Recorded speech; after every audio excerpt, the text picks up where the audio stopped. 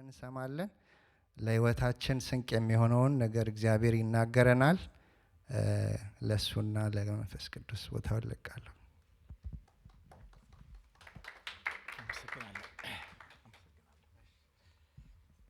ጌታ ኢየሱስ ይባርካችሁ። ድምጼ ይሰማል?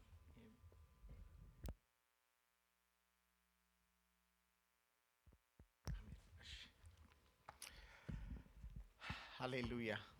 እግዚአብሔር ይመስገን።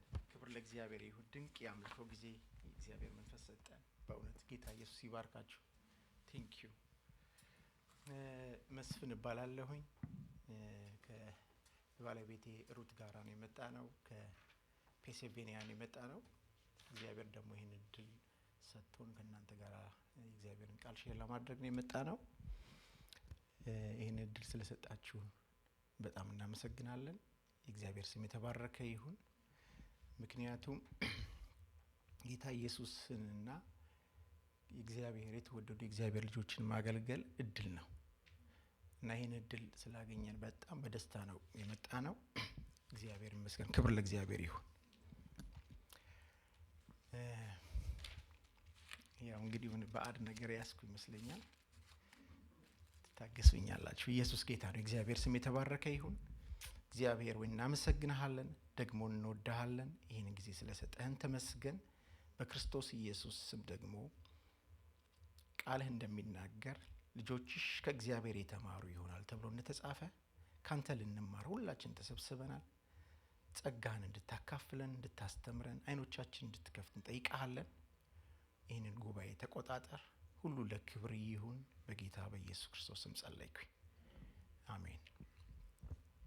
የማካፍላችሁ የእግዚአብሔር ቃል እንደ ርዕስ የሰጠሁት እግዚአብሔርን በአባትነት ማወቅ የሚል ነው።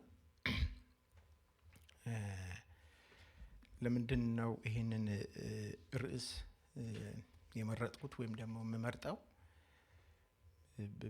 በአዲስ ኪዳን ውስጥ በጣም ወሳኝ የሆነ የእግዚአብሔር ቃል ክፍል ስለሆነ ነው። እግዚአብሔርን በአባትነት ማወቅ በጣም ወሳኝ የእግዚአብሔር ቃል ሆኖ አገኘዋለሁ። እኔ ብዙ ጊዜ ሳጠናው የእግዚአብሔርን ቃል ሳጠና ይህን መጽሐፍ ቅዱስ እግዚአብሔርን በአባትነት ማወቅ በጣም ወሳኝ እንደሆነ አያለሁኝና ቅዱሳን ይሄንን ትምህርት ቢሰሙት ብዬ ሁልጊዜ የምመኘው ነውና ባገኘሁት አጋጣሚ የመጀመሪያው ትምህርት የምሰጠው እግዚአብሔርን በአባትነት ማወቅ የሚል ነው። እግዚአብሔር ይመስገን። ክብር ለእግዚአብሔር ይሁን። እንደ መግቢያ ጥቅስ የማነበው መጽሐፍ ቅዱሳችሁን ከፍታችሁ ልትከታተሉኝ ትችላላችሁ። ማርቆስ 9 ከ2 እስከ 7 አነባዋለሁኝ። ከ6 ቀን በኋላ ኢየሱስ ጴጥሮስና ያዕቆብን ዮሐንስን ይዞ ወደ ረጅም ተራራ ብቻቸውን አወጣቸው። በፊታቸውም ተለወጠ፣ ልብሱም አንጸባረቀ። አጣቢም በምድር ላይ እንደዚያ ሊያነጣው እስከማይችል በጣም ነጭ ሆነ። ኤልያስና ሙሴም ታዩአቸው፣ ከኢየሱስም ጋር ይነጋገሩ ነበር። ጴጥሮስም መልሶ ኢየሱስን መምህር ሆይ በዚህ መሆን ለእኛ መልካም ነውና አንድ ላንተ፣ አንድ ለሙሴ፣ አንድ ለኤልያስ 3 ዳሶችን እንስራ አለው። እጅግም ስለፈሩ የሚለውን አያውቅም ነበር። ደመናም መጥቶ ጋረዳቸው። ከደመናውም የምወደው ልጄ ይህ ነው፣ እርሱን ስሙት የሚል ድምፅ መጣ ይላል። እግዚአብሔር ይመስገን። የምወደው ልጄ ይህ ነው፣ እርሱን ስሙት የሚል ድምፅ መጣ ይላል። እንግዲህ አሁን ካነበብኩት ክፍል ተነስቼ ታሪኩ በጣም አስገራሚ የሚያስደንቅ እውነት ነው የተከሰተው። ጌታ ኢየሱስ ክርስቶስ ደቀ መዛሙርቶቹን በተለይ እነዚህን 3 ሰዎች ብዙ ጊዜ አቅርቧቸው እናያለን። እነዚህን ጴጥሮስን፣ ዮሐንስን፣ ያዕቆብን ይዞ ወደ ረጅም ተራራ ይዟቸው ወጣ ይላል። ከዛ በኋላ ሲጸልይ ሙሴና ኤልያስ በግራና በቀኝ ተገለጡ እና ኢየሱስም ደግሞ መልኩ ተቀየረ። አጣቢ በምድር ላይ ሊያነጣው እስከማይችል ድረስ በጣም የሚያንጸባርቅና ነጭ ሆነ ይላል። በዛን ሰዓት ጴጥሮስ አየና ጌታ ሆይ አንድ ለሙሴ፣ አንድ ላንተ፣ አንድ ለኤልያስ ዳስ እንስራ ብሎ ይናገር ጀመር ይላል።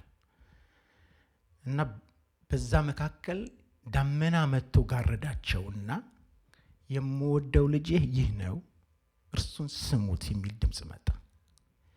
እግዚአብሔር ይመስገን።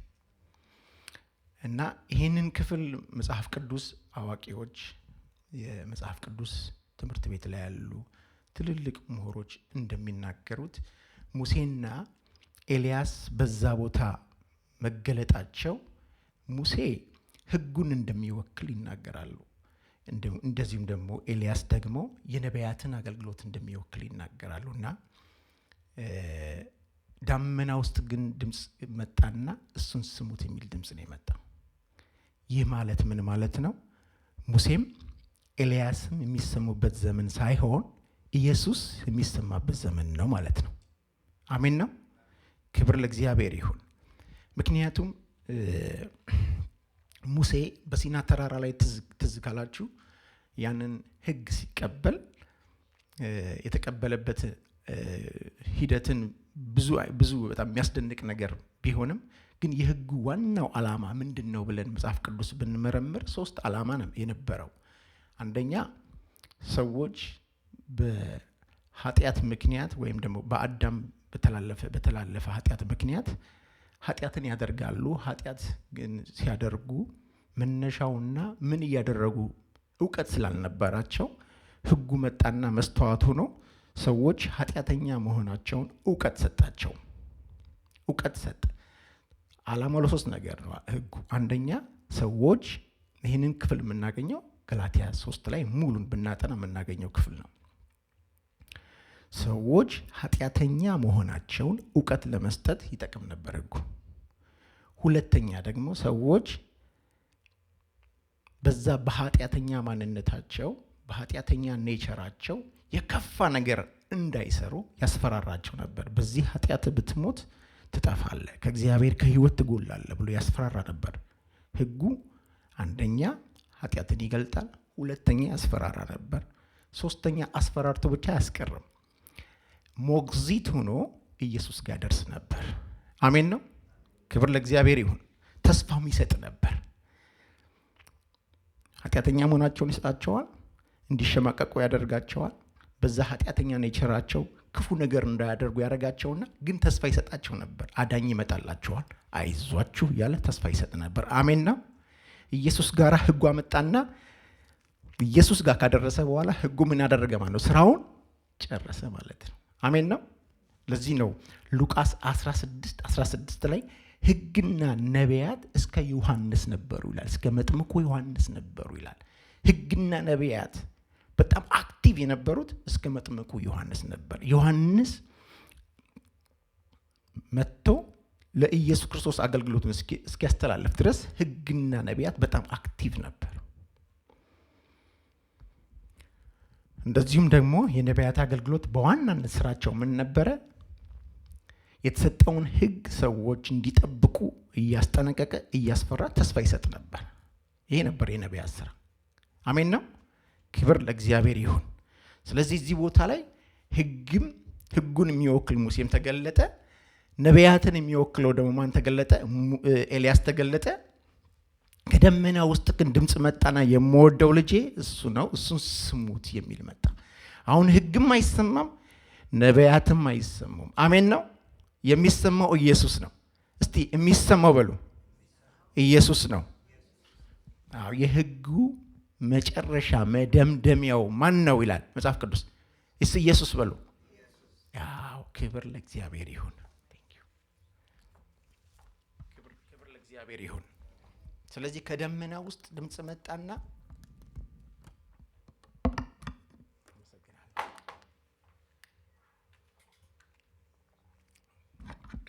ከደመና ውስጥ ድምፅ መጣና የምወደው ልጄ ነው ይህን ስሙት የሚል ድምፅ መጣ ይላል።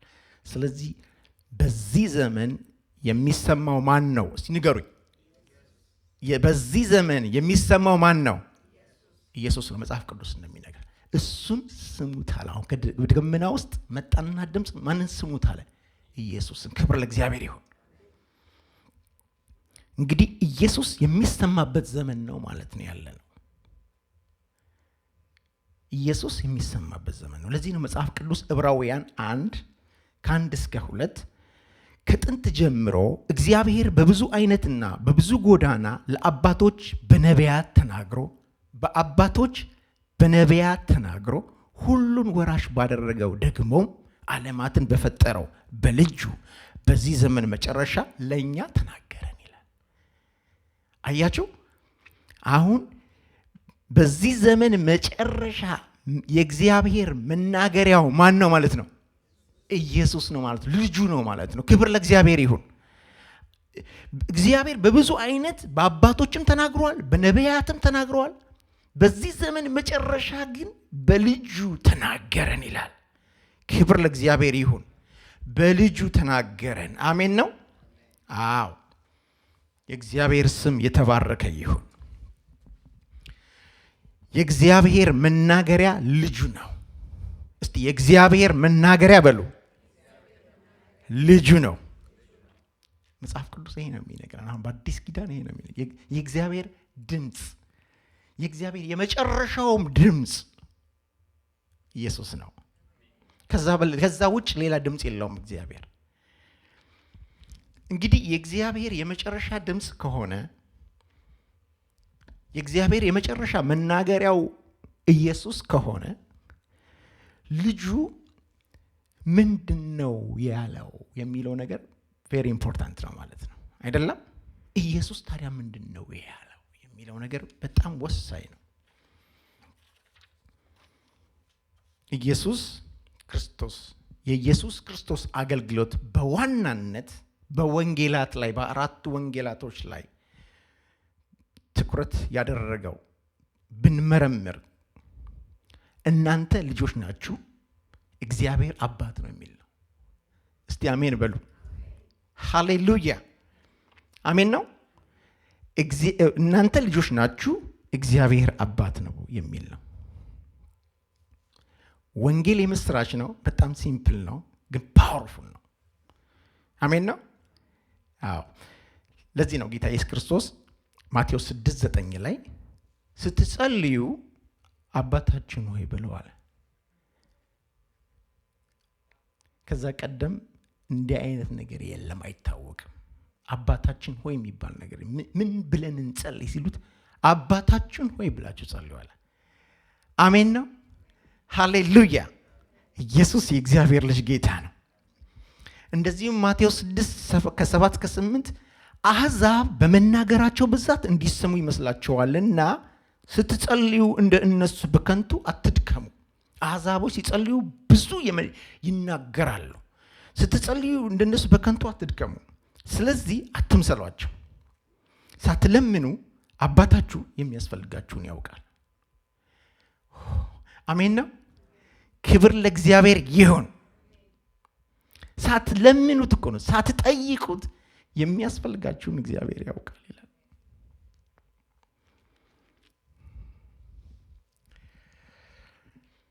በብሉይ ኪዳን የነበሩት አባቶቻችን፣ ታላላቅ የእግዚአብሔር ሰው አባቶቻችን በዚህ በልጅነት መንፈስ ማንም የተመላለሰ የለም። ለዚህ ነው አንደኛ ጴጥሮስ ምዕራፍ 1:10-12 እንደዚህ ይላል። ለእናንተ ስለሚሰጠው ጸጋ ትንቢት የተናገሩት ነቢያት መረመሩ።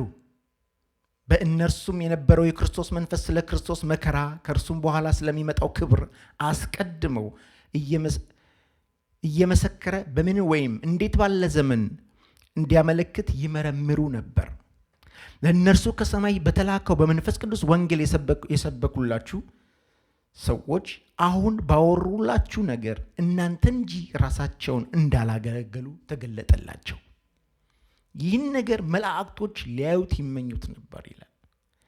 እነዚህ አባቶቻችን፣ ታላላቅ የእግዚአብሔር ሰው አባቶቻችን ሲከተሉት በዘመናቸው እግዚአብሔርን አምነው ሲከተሉት የነበረው እውነት የሚገርማችሁ ነገር በዛ ዘመን ኢየሱስ ክርስቶስ የሚገለጥ እየመሰላቸው ነበር ሲከተሉ የነበረው። በዛን ዘመን ለምሳሌ ስለ ሙሴ ሲናገር ከግብፅ በኃጢአት ከሚገኝ ባለጠግነት ይልቅ ይላል ከክርስቶስ ሕዝብ ጋር መሰደድን መረጠ ይላል። ከክርስቶስ ሕዝብ ጋር መሰደድን መረጠ ይላል። በዛን ዘመን ክርስቶስ የሚገለጥ መስሎት ነው ያንን ሁሉ ክብርና ዙፋን የተወው። አሜን ነው። እንዲህ አይነት መከተል ነበር የነበራቸው። ነገር ግን ሁሉም ይላል ዕብራውያን 11:39 እነዚህ ሁሉ በእምነታቸው ተመስክሮላቸው ሳለ የተሰጣቸውን የተስፋ ቃል አላገኙም ይላል። ሁሉም ይህንን እውነት ተናግረውታል፣ ግን የተሰጠውን የተስፋ ቃል አላገኙትም፣ አልጨበጡትም። ይልቁንም ራሳቸውን እንዳላገለግሉ የሚቀጥለውን ትውልድ እንዳገለግሉ አውቀው ከሩቅ ሆነው ተሳልመው አለፉ ይላል። አሜን ነው። ከሩቅ ነው ደርሷል፣ ግን እርጅና ስለሚሰራ የእርጅና ሕግ ስለሚሰራ ሞት እንዳይደርሱ አደረጋቸው፣ ደፋቸው። የእርጅና ሕግ ከለከላቸው እንዳይደርሱ። ደርሰውበታል፣ ተንብየዋል፣ በመንፈስ ታይቷቸዋል፣ ግን እዛ መድረስ አቃታቸው። ሁሉም አባቶቻችን እዛ መድረስ አቃታቸው። የእርጅና ሕግ የሞት ሕግ ስለሚሰራ እንዳይደርሱ ከለከላቸው። ማንን ግን አገለገሉ ይላል?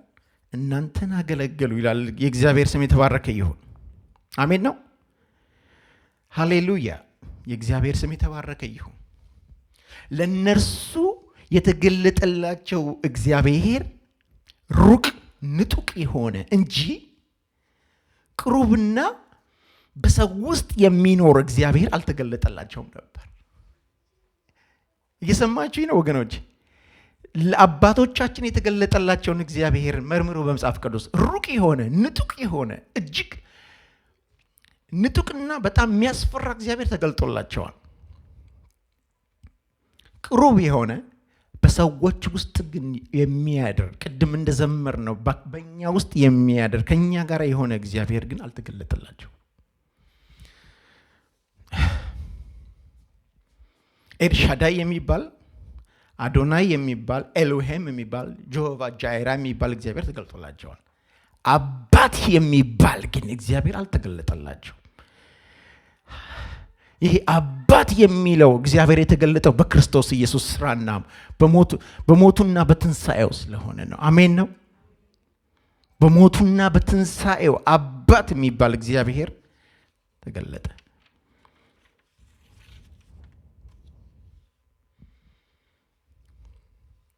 ወንድሞቼና እህቶቼ እኛ ከእግዚአብሔር የተወለድን የእግዚአብሔር ልጆች ነን። አሜን ነው። እስቲ እኔ በሉ ከእግዚአብሔር የተወለድኩ የእግዚአብሔር ልጅ ነኝ። ወገኖቼ ልንገራችሁ፣ የአዲስ ኪዳን መንፈስ ይሄ ነው። የአዲስ ኪዳን መንፈስ እኔ ከእግዚአብሔር ተወልጃለሁ የሚል መንፈስ ነው። አሜን ነው። ክብር ለእግዚአብሔር ይሁን። እዚህ ነው ገላትያ 4:6 ልጆችም ስለሆናችሁ እግዚአብሔር አባ አባት ብሎ የሚጮህ የልጁ መንፈስ በልባችሁ ውስጥ ላከ ይላል። ሃሌሉያ። አባ አባት የሚል ሃሌሉያ። ክብር ለእግዚአብሔር ይሁን። እግዚአብሔርን በአባትነት ማወቅ ማለት ምን ማለት ነው? እግዚአብሔር አብ ክርስቶስ ኢየሱስን በተቀበለበት መቀበል ተቀብሎኛል ብሎ ማመን፣ ማወቅ፣ መቁጠር ማለት ነው። እርሱን ክርስቶስ በምድር ላይ በነበረበት ፍጹም ሰው በነበረበት እርሱን በሚወድበት መውደድ ወዶኛል። እርሱን በሚሰማበት መስማት ይሰማኛል። እርሱን በተቀበለበት መቀበል ተቀብሎኛል። እሱ በገባበት መግባት ገብቻለሁ ብሎ ማመን፣ ማወቅ፣ መቁጠር ነው እግዚአብሔርን በአባትነት ማወቅ ማለት። አሜን ነው። እስቲ አብረን እንድንለው ፈልጋለሁ። እርሱን በሚወድበት መውደድ በሉ እስቲ። ወዶኛል። እርሱን በሚሰማበት መስማት ይሰማኛል። እሱን በተቀበለበት መቀበል ተቀብሎኛል። እሱ በገባበት መግባት ገብቻለሁ። በእግዚአብሔር አብ ቀኝ በክርስቶስ ኢየሱስ ተሰውረናል ይላል። አሜን ነው። እሱ በገባበት መግባት ገብተናል። እሱ በሚሰማበት መሰማት እንሰማለን። እሱ በተወደደበት መውደድ ተወደናል። እሱ በተቀበለበት መቀበል ተቀብሎኛል። ሌላ ምንም ነገር ሳላደርግ እሱ እንዲሰማኝ እሱ እንዲቀበለኝ ምንም አክቲቪቲ ሳላደርግ እግዚአብሔር ተቀብሎኛል። በክርስቶስ ኢየሱስ ተቀብሎናል። ወንጌሉ ይሄ ነው። ወንጌላችን ይሄ ነው።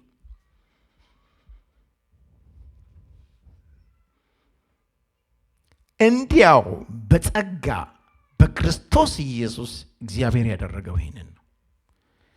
ክርስቶስ ኢየሱስን በሚወድበት መውደድ ወዶናል። ወገኖች እግዚአብሔርን በአባትነት ማወቅ ማለት ክርስቶስ ኢየሱስን በወደደበት መውደድ ወዶኛል። እሱን በተቀበለበት መቀበል ተቀብሎኛል። እሱን በሚሰማበት መስማት ይሰማኛል። እሱ በገባበት መግባት ገብቻለሁ። ክብር ለእግዚአብሔር ይሁን። ለዚህ ነው ኤፌሶን 5:1 ሲናገር እንግዲህ እንደተወደዱ ልጆች እግዚአብሔርን የምትከተሉ ሁኑ ይላል። እንግዲህ እንደተወደዱ ልጆች ተወዳችኋል። ስለዚህ እግዚአብሔርን የምትከተሉ ነው። ስለዚህ ስንጸልይ በልጅነት መንፈስ እንጸልያለን። አሜን ነው። ስናገለግል በልጅነት መንፈስ እናገለግላለን። ሁሉ ተሰጥቶን ነው አገልግሎት የምንጀምረው። አገልግዬ የሚሰጠኝ ነገር የለም። ሁሉ ተሰጥቶኝ ነው የማገለግለው። እስቲ አሜን በሉ። ሁሉ ተሰጥቶን ነው፣ ክርስቶስ ተሰጥቶን ነው የምናገለግለው። አገልግዬ የሚሰጠኝ ነገር የለም። ተሰጥቶኝ ነው የማገለግለው።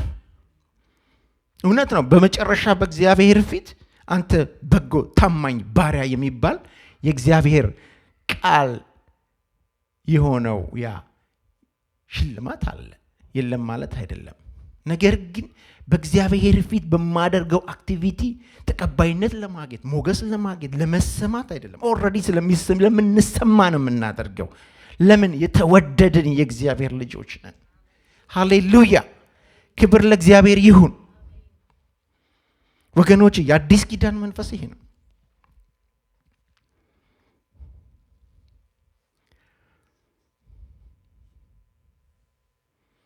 ይህንን ልጅነት ከእግዚአብሔር ሕይወት በመካፈል ያገኘነው ነው። አሜን ነው።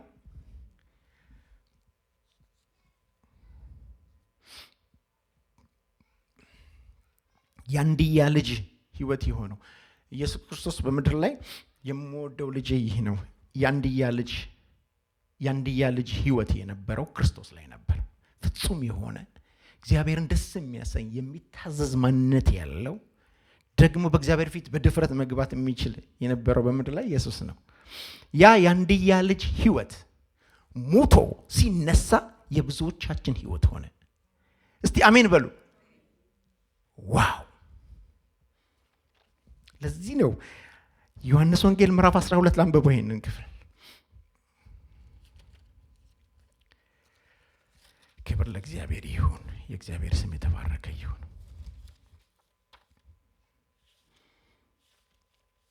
ዮሐንስ ወንጌል ምዕራፍ 12 20 ከ20 እስከ 24 እንደዚህ ይላል። ታሪኩን በትክክል የምንረዳው ከምዕራፍ 11 ጀምሮ ነው። ምዕራፍ 11 ላይ የሚወደውን አልዓዛርን ከሙታን ያስነሳበት ክፍል ነው። ምዕራፍ 12 ላይ ከሞት እንዳስነሳው ሰምተው በግሪክ የሚኖሩ አይሁዶች ከሞት እንዳስነሳው ሰምተው ከግሪክ መጡ። ሊያዩ ምን ሊያዩ? የሞተውን ሰው ሊያዩና ያስነሳውን ሰው ሊያዩ ከሩቅ ነው የመጡት። ከሩቅ ይህን ምዕራፍ 11 ላይ ታሪኩን እናገኛለን። ምዕራፍ 12 የማነበው እኔ ግን ከ20 እስከ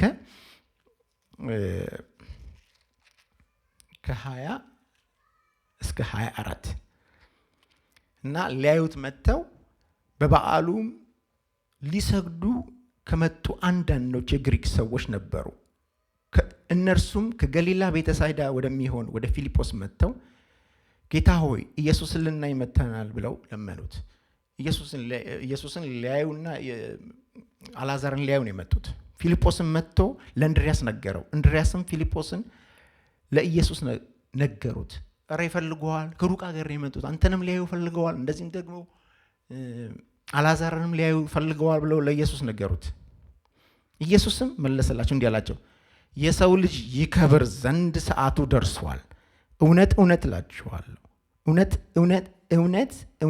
እላችኋለሁ የስንዴ ቅንጣት በምድር ወድቃ ካልሞተች ብቻዋን ትቀራለች፣ ብትሞት ግን ብዙ ፍሬ ታፈራለች ብሎ ስለራሱ ሕይወት ነገራቸው። አንድ በጣም የሚያስደንቅ ቅዱስ የሆነ ማንነት ያለውን ሰው ለማየት ከሩቅ አገር እንደመጡ ስላወቀ አንድ ቅንጣት ስንዴ ካልሞተች ብቻዋን ትቀራለች፣ ከሞተች ግን ብዙ ታፈራለች ብሎ ልክ እንደ ኢየሱስ አይነት የሚያስደንቅ ሕይወት በሞቱና በመነሳቱ እንደሚበዛ ተናገረ። አሜን ነው። ይሄ ሕይወት እንደሚበዛ ተናገረ። ይሄ ቅዱስ የሆነው ሕይወቱ ሙቶ ሲነሳ ሰዎች ሲያምኑ ያ ሕይወትን ተካፍለው እንደሚበዛ ተናገረ። አሜን ነው። በትንቢት ይህንን ክፍል ኢሳይያስ ተናግሮታል። ኢሳይያስ 53 ሙሉን ስለ ኢየሱስ ክርስቶስ መሞትና ስለ ሕማማቱ የሚናገር ክፍል ነው። ኢሳይያስ 53 ሙሉን። ነገር ግን እኔ 10 ቁጥር 10 ላይ 53 ቁጥር 10 ላይ ይሄን ክፍል በትንቢት ቀድሞ እንደተናገረ ኢሳይያስ ምን ይላል? እግዚአብሔር በደዌ ያደቀው ዘንድ ፈቀደ፣ ነፍሱን ስለ ኃጢአተኞች መስዋዕት ካደረገ በኋላ ይላል ዘሩን ያያል፣ እድሜውም ይረዝማል ይላል። አያስደንቅም? እግዚአብሔር በደዌ ያደቀው ዘንድ ፈቀደ፣ ነፍሱን ስለ ኃጢአተኞች መስዋዕት ካደረገ በኋላ ዘሩን ያያል። የሱ አይነት ድንቅ ውብ የሆነውን ዘር ብዙዎቹ ላይ ያያል፣ እድሜውም ይረዝማል። የክርስቶስ ኢየሱስ ይዞት የመጣው አጀንዳ ሐሳብ ይረዝማል ብሎ በትንቢት ተናገረ። አሜን ነው። ይሄው የክርስቶስ ኢየሱስ ሐሳብ እኮ ባንተ ረዘመ፣ በእኔ ረዘመ፣ በእኛ ረዘመ አይደለም? ረዘመ እኮ። ምክንያቱም መጽሐፍ ቅዱስ ሲናገር የእግዚአብሔር አብ ሐሳብ ምድርን በክርስቶስ ኢየሱስ መጠቅለል ነው። ያ የሚጠቀልለው ደግሞ ኢየሱስ እንደተናገረው ዮሐንስ ወንጌል ምዕራፍ 18 ላይ ወደ ዓለም እንደላከኝ አባር ላይ ላከው እንዲሁ እኔ ወደ ዓለም ልኬያቸዋለሁ ብሎ አስተላለፈው። ሃሌሉያ! ያንን አብ የሰጠውን አሳይመንት ሰራና ዋናውን ስራ ሰራና አስተላለፈው። ለማን? ለሚያምኑት፣ ለተቀበሉት አስተላልፎት ነው ሄደው ኢየሱስ። ክብር ለእግዚአብሔር ይሁን። ስለዚህ ዘሩን ያያል፣ እድሜውም ይረዝማል ብሎ የአንድያ ልጅ ህይወት የብዙዎች ህይወት እንደሆነ መጽሐፍ ቅዱስ ይነግረናል። አሁን እግዚአብሔር አንድያ ልጅ የለው፣ ብዙ ልጆች ነው ያሉት። እስቲ አሜን በሉ። ክብር ለእግዚአብሔር ይሁን። አሜን ነው። ብዙ የእግዚአብሔር ልጆች ነው ያሉት። አንዱን ልጅ እግዚአብሔር አበዛው፣ ያንን ውብ የሆነውን ህይወት አበዛው።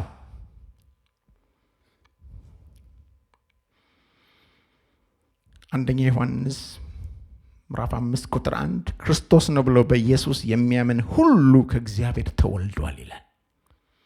ክርስቶስ ነው ብሎ በኢየሱስ የሚያምን ሁሉ ከእግዚአብሔር ተወልዷል።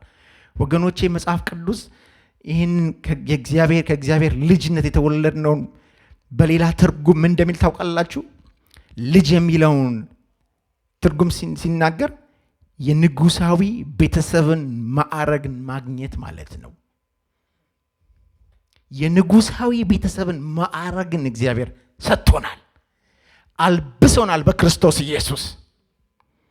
አሜን ነው። ሃሌሉያ።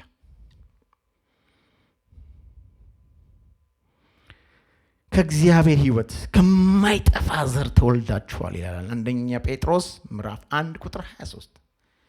ወገኖቼ ድነናል፣ ለዘላለም ድነናል። እኔ ድኛለሁ የምንለው እኮ ይሄ የማይሞት ህይወት እኮ በውስጣችን ስለተካፈልነው ነው። አሜን ነው።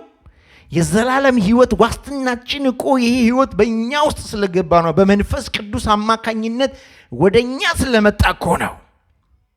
ሃሌሉያ። ልንጠፋ የማንችል ዘላለማችን ዋስትናችን የተረጋገጠ የሆነው ይሄ ህይወትን ስለተካፈልን ነው። ሃሌሉያ። ክብር ለእግዚአብሔር ይሁን። ከማይጠፋ ዘር ተወልደናል ይላል። እስቲ እኔ በሉ ከማይጠፋ ዘር ተወልጃለሁ። አንደኛ ዮሐንስ ምዕራፍ 5 ቁጥር 1 ቅድም ያነበብኩላችሁ ክርስቶስ ነው ብሎ ማንም ሰው ክርስቶስ ያ የተነገረው አዳኙ ክርስቶስ ያ ሲተነበይ የነበረው መጥቶ ያድናቸዋል ተብሎ ሲነገር የነበረው ክርስቶስ ያ ክርስቶስ ይሄው አሁን በገሊላ የተመላለሰው ከቅድስት ድንግል ማርያም የተወለደው ደግሞ በገሊላ ደግሞ በጎልጎታ የተሰቀለው ደግሞ ከሙታን የተነሳው እሱ ያ የተነገረው ያ ክርስቶስ ይሄው ይሄ ኢየሱስ ነው።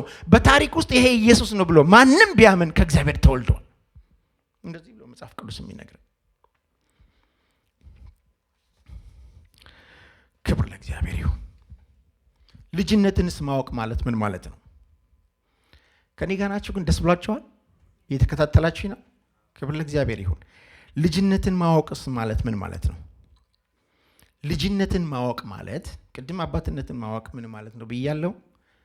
ክርስቶስ ኢየሱስን በተቀበለበት መቀበል ተቀብሎኛል። ክርስቶስ ኢየሱስን በወደደበት መውደድ ወዶኛል። ክርስቶስ ኢየሱስን በሚሰማበት መስማት ይሰማኛል። ክርስቶስ ኢየሱስ በገባበት ገብቻለሁ ብሎ ማወቅ አይደለ? ማመንና መቁጠር ነው። አሜን ነው።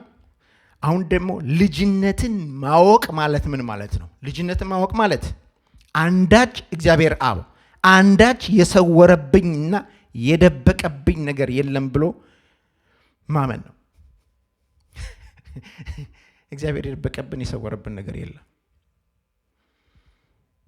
እንዴት አልክ ብትሉ የእግዚአብሔር ጥበብ የሆነው ራሱ ዊዝደም የሆነው ክርስቶስ ነው ይለናል። አሜን ነው። የእግዚአብሔር ኃይል ራሱ ዓለማትን የፈጠረበት ራሱ ክርስቶስ ነው ይለናል። የእግዚአብሔር ውበት የሆነው ራሱ ክርስቶስ ነው ይለናል። የእግዚአብሔር ክብር የሆነው ራሱ ክርስቶስ ነው ይለናል።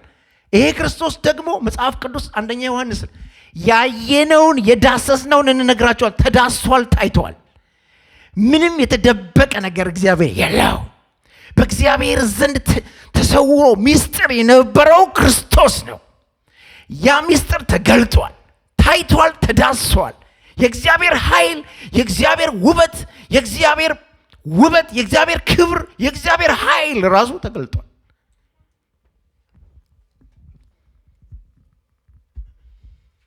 በሰማይ ብንሄድ አሁን ሂደን መምጣት ብንችል የእግዚአብሔር ኃይልና ውበት አቅም ሆኖ በቀኙ ያለው ክርስቶስ ነው ወገኖች። ተገልጧል ነው የሚለን መጽሐፍ ቅዱስ።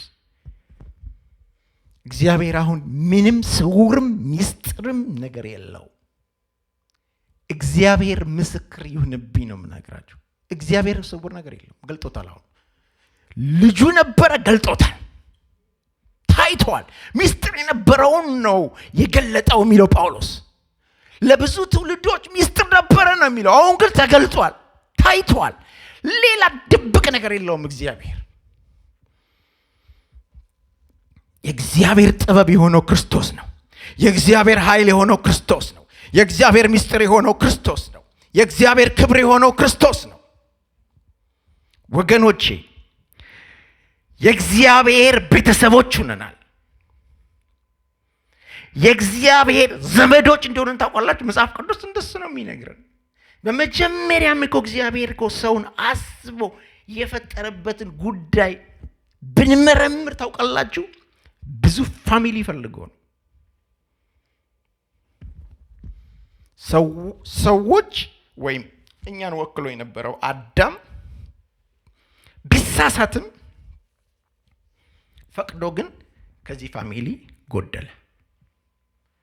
ቢሳሳትም ባለማወቅ ቢሆንም ግን ፈቅዶ አድርጎታል። ኦኬ ፍሪ ዊል ነበረው አይደለም? ነፃ ፈቃዱን ተጠቅሞ ከእግዚአብሔር ሸሽቷል እንጂ እግዚአብሔር በመጀመሪያም ፋሚሊ ነው የፈለገው፣ ቤተሰብ ነው የፈለገው። ያንን ቤተሰብ በክርስቶስ ኢየሱስ አምጥቶታል። ያንን ቤተሰብ በክርስቶስ ኢየሱስ መልሶታል። ለዚህ ነው ልጆች ያደረገን። ልጆች ነው የሚለው መጽሐፍ ቅዱስ።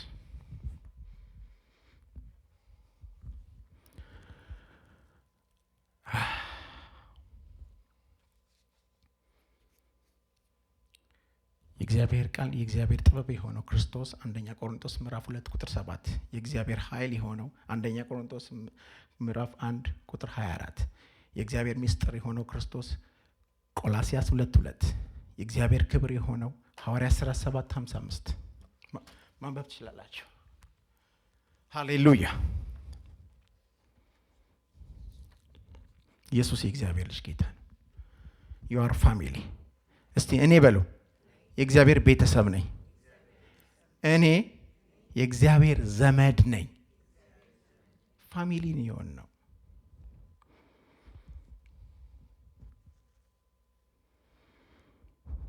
አንደኛ ምንም እግዚአብሔር እንዳልደበቀ እንዳልሰወርን አንድ ክፍል ላንብብ። አንደኛ ቆሮንቶስ ምዕራፍ 2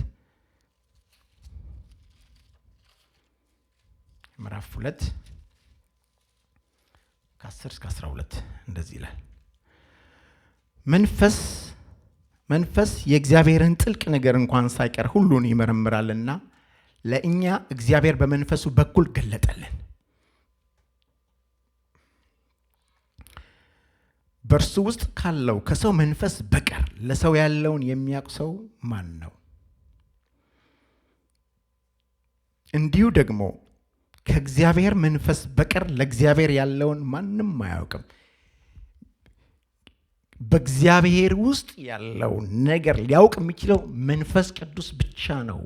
የእግዚአብሔር መንፈስ ብቻ ነው አለን። እሺ ያልነው። ከዛስ ቁጥር 12 እኛ ግን ከእግዚአብሔር እንዲያው የተሰጠን እናውቅ ዘንድ ከእግዚአብሔር የሆነው መንፈስ እንጂ የዓለምን መንፈስ አልተቀበልንም።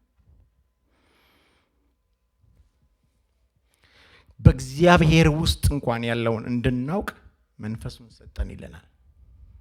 አሜን ነው። ክብር ለእግዚአብሔር ይሁን። የእግዚአብሔር ስም የተባረከ ይሁን።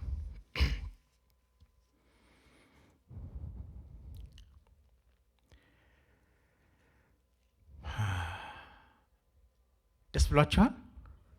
የእግዚአብሔር ስም ይባረክ። ክብር ለእግዚአብሔር ይሁን። የእግዚአብሔር ልጆች ነን። እግዚአብሔር አባታችን ነው። ያደረገን በጣም ዲፕ ነው። ይሄ እንደው እንደ መነሻ ሀሳብ እንጂ ቤታችን ልናጠናው እዚህ ላይ በዚህ መንፈስ ጊዜ ልናጠፋ ልናድግበት የሚገባ ነገር ነው። ሲሪየስ ነው። ምክንያቱም መሰረት ይሄ አይደንቲቲያችን ነው፣ ማንነታችን ነው። ለዚህ ነው ዳብሎስ ትልቁ ውጊያው አይደንቲቲያችን እግዚአብሔር በክርስቶስ ኢየሱስ ያደረገን እንዳናውቅ ነው ትልቁ ውጊያው። ማንነታችንን ከተወለድንበት ቤተሰብ፣ ከተማርንበት ትምህርት፣ ካለን ስታተስ፣ ካለን ነገር ተነስተን እንድንገነባ ነው ዲያብሎስ የሚፈልገው። መጽሐፍ ቅዱስ ግን የሚነግረን የእግዚአብሔር ቃል የሚለንን ነን። እኛ እግዚአብሔር የሚለንን ነን። ዲያብሎስም ትልቁ ውጊያው ይሄ እንደሆነ ሉቃስ 4 ላይ የምናገኘው ነው። ሉቃስ 4 ላይ ጌታ ኢየሱስ ክርስቶስ ምንድን ነው ያለው? አንተ የእግዚአብሔር ልጅ ከሆንክ እስቲ ይሄንን ድንጋይ ዳቦ አድርገው አለ። ምንድን ያለው? የእግዚአብሔር ልጅ ከሆንክ አይደንቲቲ ላይ ነው ፎከስ ያደረገው፣ ማንነቱ ላይ ነው። ማንነቱን ግን በአግባቡ የሚያውቅና የገነባ ስለሆነ ክራይስት ሰው በእግዚአብሔር አፍ በሚወጣ ቃል እንጂ በዳቦ ብቻ አይኖርም ብሎ ፋይት አደረገው። የእግዚአብሔር ልጅ ከሆንክ ብሎ 3 ጊዜ ይፈተነው። አሁንም ዲያብሎስ የሚፈትንን ትልቁ ታርጌቱ ልጅነታችን ላይ ነው። በዚህ በልጅነት መንፈስ ይህን የልጅነት መንፈስ ካወቅንና ካደግን ቅድም ስንጸልይ ነበር መጨረሻ ላይ አይደለም፣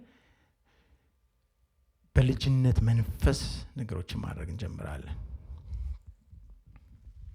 ነገር ግን ብዙ ውስጥ በቤተ ክርስቲያንን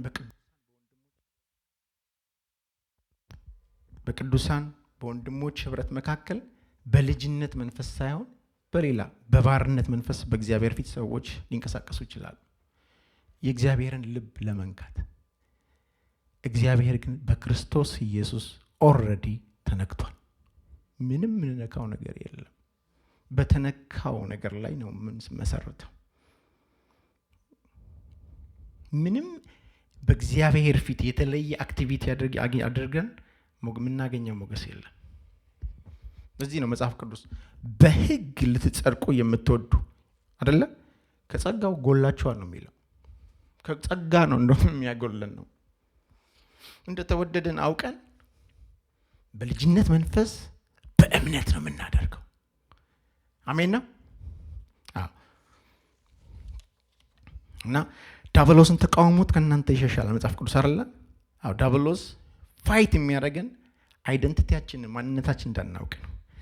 በተማርነው ትምህርት ላይ አይደንቲቲያችን እንድንገነባ ነው የሚፈልገው። አንተ ማለት ዶክተር ነህ፣ ዶክተር ነኝ ብሎ ይቀበላል እሱ። እና ከአንድ ሐኪም ቤት ውጭ ሰውየው ባዶ ነው። ኦኬ፣ ባዶ ነው። አንተ ማለት የተማርነው ትምህርት አይደለም ማንነታችን። የኛ ማንነት እኔ ማን ነኝ ብለን የምንጠይቅ መጽሐፍ ቅዱስ ብንመረምር አንተ እግዚአብሔር ልጅ ነው የሚለን። ሃሌሉያ።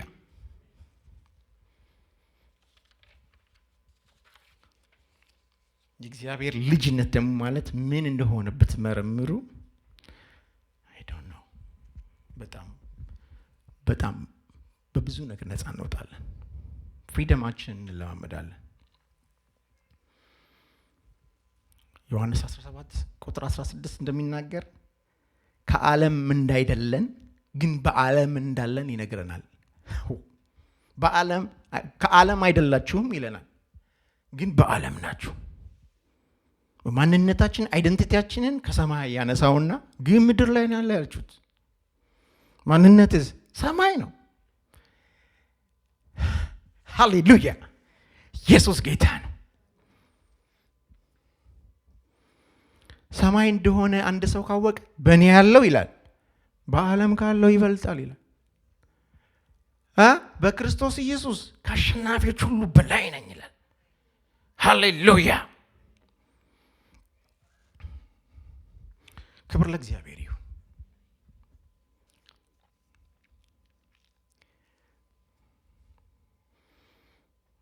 ልጅነታቸውን ያወቁ በዚህ መንፈስ የጎለመሱ መልካምና ክፉን የለዩ በመንፈስ ቅዱስ የሚመሩ ራሳቸውን የሚያስተምሩ እመኑኝ ምድር ትጠብቃቸዋለች። ምድር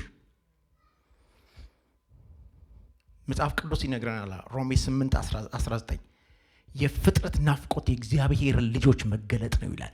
የእግዚአብሔር ልጆች አይደንቲቲያቸውን የገነቡ በዛ ፍጥረት ሁሉ ነው የሚጠብቃቸው ነው የሚለው። ለምን?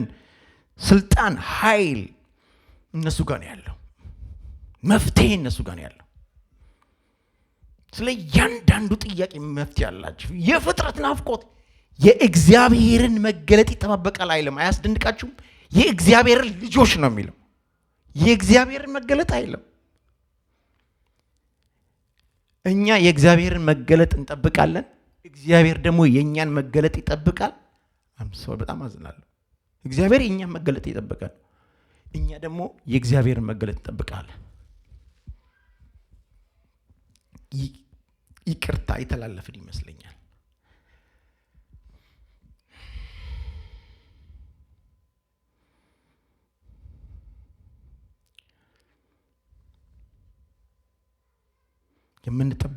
የምንጠበቀው እኛ ነን። የእግዚአብሔር መንግስት ወኪሎች፣ አምባሳደሮች፣ እንደራሴዎች እኛ ነን። እንደራሴ እኛ ነን። ማንም እግዚአብሔር ካሁን በኋላ ልጁን ልኮ ይህንን ህይወት አብዝቶታል። እንደራሴ አድርጎናል። አሁን የትም ቦታ ላይ እንደራሴ ማለት አንድ ንጉስ ጽፎ ደብዳቤውን ሰጥቶ ለሚመለከተው ሁሉ ብሎ ደብዳቤ ሰጥቶት ያ ሰው በሄደበት ሁሉ ያ ፊርማ የሚከተለው ሰው ማለት ነው። እንደራሴ በቃ ተወክሎ ነው የመጣው። እግዚአብሔር እንደራሴ አድርጎናል። ወገኖች ይሄ መንፈስ ይሄ ዕውቀት ሊገባን ይገባል። እንደራሴ ነው ያደረገን።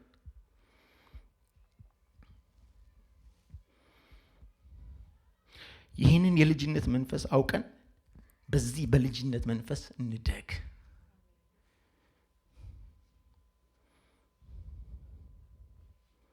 በዚህ በልጅነት መንፈስ እንደግ። ኢየሱስ እንዳለው ቅድም አንብቤላችኋለሁ። ምን አለ? ወደ ዓለም እንደላገኝ አብ ልኮታል፣ እንደሚታዘዝ ልጅ መጽሐፍ ቅዱስ ሲናገር እስከ መስቀል ሞት የታዘዘ ሆነ ይላል። እንደሚታዘዝ ልጅ እስከ መጨረሻ ታዘዘና እግዚአብሔርም ያለ ልክ ከፍ ከፍ አደረገው ይላል። አሜን ነው። ኢየሱስ እንደተናገረው ወደ ዓለም እንደላከኝ አለ እንዲሁ ደግሞ እኔ ልኬያችኋለሁ ብሎናል። ተልከናል። የተላክን ከምድር አይደለን ግን በምድር የምንኖር እኛ ነን። ኢየሱስ የእግዚአብሔር ልጅ ጌታ ነው። አሁን የእግዚአብሔር አፍ እኛ ነን ወገኖች። በዚህ በልጅነት መንፈስ በደረስንበት እንመላለስ። በደረስንበት እግዚአብሔር ባደረሰን በገለጠን ግን በልጅነት መንፈስ በሪሊጅን ማይንድ ሴት እግዚአብሔርን በእግዚአብሔር ፊት ብዙ ስራ በመስራት ተቀባይነትን በሚያገኝ መንፈስ አይደለም። ኦልሬዲ ተቀብሎናል። አሜን ነው።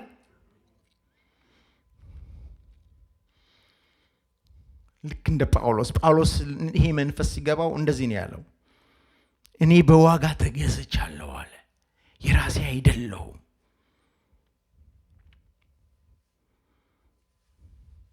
እኔ አሁን ሙቻለሁ አለ። ስለ ፍቃድ፣ ስለ እውቀት፣ ስለ ስሜቱ ነው። እኔ አሁን ሙቻለሁ፣ ክርስቶስ ግን በእኔ ይኖራል። ይሄ ኑሮዬ ይበቃኛል አለ። ይሄ ደግሞ ኑሮዬ ይበዛልኛል አለ። ለእኔ እግዚአብሔርን መምሰል ማትረፊያ ነው አለ። አሜን ነው። እግዚአብሔርን መምሰል ለእኔ ማትረፊያ ነው አለ። ወገኖቼ ይሄ መንፈስ የገባቸው ናቸው የእግዚአብሔር የዚህ መጽሐፍ ቅዱስ ላይ ታላላቅ ስራ የሰሩት። በብሉይ ኪዳን እንኳን ያሉት እግዚአብሔር እንደላካቸው ስላመኑ ወኪል እንደሆኑ ስለተሰማቸው በድፍረት አድርገዋል። ለዚህ ነው ስለ ኤልያስ ሲናገር ኤልያስ አጥብቆ ጸለየና ሰማይን ይሄ የምናየው ሰማይን ዘጋው ይላል መጽሐፍ ቅዱስ። ታውቃላችሁ? ዘጋው ደሞ ቆየና ከፈተው። እስቲ አሜን በሉ። አስደንቃችሁ። እና ኤልያስ እንደዚህ ካደረገ በኋላ ምን አይነት ቅዱስነቱ ነው እንደዚህ ሰማይ እስኪከፍት ሰማይ እስኪዘጋ ድረስ ምን አይነት ቅዱስነቱ ነው እንዳንል እንደኛው ሰው ነበር ይላል። ዋው! እንዳንተው ሰው ነበር፣ እንዳንቺ ሰው ነበር ነው የሚለው። ቅዱስነቱ ሰማይ እስኪከፍት እስኪዘጋ ድረስ እግዚአብሔር የሚሰማው ምን አይነት ሰው ነው ብለን እንደው በቃ በኤልያስ ነገር እንዳንደነቅ እንደኛው ሰው ነበር ይላል። ምን ማለት እንደሆነ ታውቃላችሁ? እንደኛ ሰው ማለት ዌክ አፕ ዲር ብራዘር ዲር ሲስተር ዌክ አፕ። በልጅነት መንፈስ የምናደርገው ነገር ፓወርፉል ነው። ጌታ ኢየሱስ ተናግሯል። ይሄን ተራራ ተነቀል ብትሉት ይነቀላል አለ። ጌታ ኢየሱስ ነው የተናገረው እኮ። አይደንቲቲያችንን ስላላወቅን ስላልገነባን ነው እንጂ ወገኖቼ ብዙ ነገር ማድረግ እንችላለን። ኤልያስ እንደኛው ሰው ነበር ይላል። ሰማይ ከፈተ፣ ሰማይ ዘጋ። ማይ ጋድ ወራሻካ ታራባራሻካ። እዚህ ላይ ነው ጊዜ ማጥፋት። እንደው እዚህ ላይ ነው መጾም ከተፈለገ ማቻካታካ። እዚህ ላይ ነው ስራ መስራት ያለብን። ቤተ መንግስት ያለው ንጉስ እኮ አስቸግሮ ነው ያደረገው። ቤተ መንግስት መግባት አላስፈልገውም። ቤቱ ሆኖ ነው የዘጋው። ሩፓሻካር ዘጋው። ጸባይን ካላስተካከልክ ነገርን ካልቀየርክ በስተቀር አይከፈትም ብሎ ዘጋው።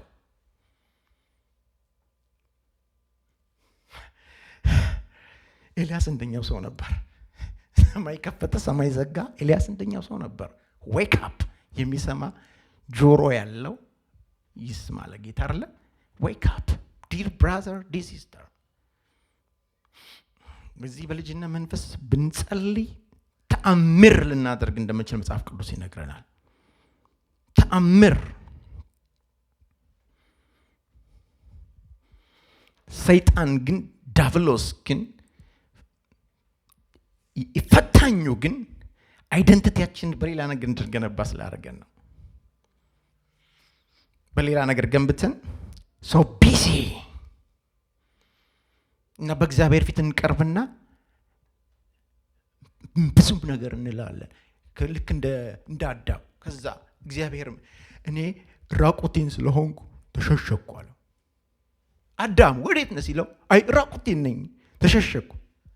እግዚአብሔር እንዲህ አለው፣ አዳም ራቁትን እንደሆንክ ማን ነው የነገረ? ልትነግረኝ ትችላለህ? አሁን እኛም አንዳንድ ነገር እንላለን። ደስ ይሄም የለኝም እኔ። እንደሌለሽ ማን የነገረሽ? እንደሌለህ ማን የነገረ? ዲያብሎስ አሳመነህና ያን ሐሳብ ኪስ ውስጥ ይዘህ ትዞራለህ። ከዛ ትጸልይበታለህ። ከዛ በኋላ ይሄ ይመራሃል። ማን የክተት ነው ነገር? ማን የነገረ? እኛ የእግዚአብሔር ቃል የሚለንን ነን። አካባቢ የሚለንን አይደለንም። ቤተሰቦቻችን የሚሉን አይደለንም። ጓደኞቻችን የሚሉን አይደለንም። ኢኮኖሚው የሚለን አይደለንም። መስሪያ ቤቴ የሚለኝን አይደለሁም። መታወቂያ የሚለኝን አይደለሁም። እኔ የእግዚአብሔር ቃል እንደሚለኝ ነኝ። እስቲ እኔ በሉ። የእግዚአብሔር ቃል እንደሚለኝ እንደዚያው ነኝ። ፕሊዝ በዚህ እውነት ላይ ራሳችሁን ገንቡ። ፕሊዝ የእግዚአብሔር ቃል የሚለን ነገሮች ላይ እንገንባ። ቴክስ ታይም፣ ጊዜ ሊፈልግ ይችላል፣ ግድ የለም እንገንባ። ያው እግዚአብሔር ምስክሬን ነው። ዋው! በነፃነት እንኖራለን። ለፍቅር ባሪያ እንሆናለን። ለስጋ አርነት አንሰጥም። በዚህ ዓለም ላይ አሸናፊ እንሆናለን። እዚህ ጋር እንደለት ቅድም አንብቤዋለሁ የተለጠፈውን በጣም ደስ የሚል ነገር። ክርስቶስን እናክብር፣ መንፈስ ቅዱስ ይስራ፣ ክርስቶስን እናክብር። ፕሊዝ ማንም ይጨርስልኝ። እግዚአብሔር ይክበር። ክርስቶስን እናክብር፣ እግዚአብሔር ይክበር፣ መንፈስ ቅዱስ ይስራ፣ ክርስቶስ ይክበር። በቃ ሶስቱም ብቻ የሚያስደንቅ ነገር በህይወታችን ይሆናሉ። አሜን ነው። ኢየሱስ የእግዚአብሔር ልጅ ጌታ ነው። እናንተ የተወደዳችሁ የእግዚአብሔር ልጆች መጽሐፍ ቅዱስ እንደሚናገር እንደተወደዱ ልጆች በእግዚአብሔር ፊት ተመላለሱ። በልጅነት መንፈስ እደጉ። በልጅነት መንፈስ ስለ ልጅነታችሁ፣ ስለ ማንነታችሁ የእግዚአብሔር ቃል የሚለውን መጽሐፍ ቅዱስ አንብቡ። ሁኔታዎች ከወሰነን ከገደበን ነገር ሰብረን የምንወጣው በዛ ነው።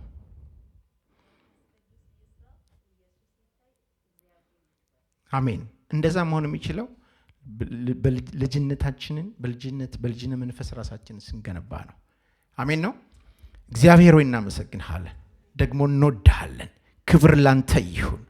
በልጅህ በክርስቶስ ኢየሱስ ስላደረግከው ነገር ሁሉ እናመሰግንሃለን። እግዚአብሔር ሆይ እኛ መጸለይ ሳንችል ደግሞ መዘመር ሳንችል ደግሞ መንፈሳዊ ምንም ነገር ሳናውቅ ወደድከን። ይገርማል። እናከብርሃለን። እንዲያው በጸጋው እንደሚል ቃልህ ከስራ አይደለም እንደሚል ስራ የሌለበት በእረፍት የሆነን መዳን ስለሆነልን እናመሰግንሃለን። የሰንበት ረፍት ስለሆነልን እናመሰግንሃለን። እግዚአብሔር ሆይ በጌታ በኢየሱስ ክርስቶስ በክርስቶስ ኢየሱስ ባደረከን ነገር ላይ ደግሞ አስተምረን። አንተ ያደረከንን ነገር እንድናውቅ አይኖቻችንን ክፈት እባክህን። በልጅነት መንፈስ እንድንመላለስ፣ በነፃነት እንድንመላለስ። እውነትን ታውቃላችሁ፣ እውነት ነፃ ያውጣችኋል እንዳልክ በነገሮች ሁሉ ነፃ እንድንወጣ የእውነትህን ቃል በጸጋ የተሞላውን የእውነትህን ቃል እንድትልክልን በአካባቢያችን እንድትሞላ ደግሞ እግዚአብሔር ሆይ የምትናገረን ነገር ደግሞ እንደገና ካንተ ጋር ተባባሪዎች እንድንሆን እንድታግዘን እንጠይቅሃለን። ሁሉ ለክብር ይሁን። ስለሰጠህን ጊዜ ተመስገን። እንወድሃለን። በጌታ በኢየሱስ ክርስቶስ ጸለይኩ። አሜን።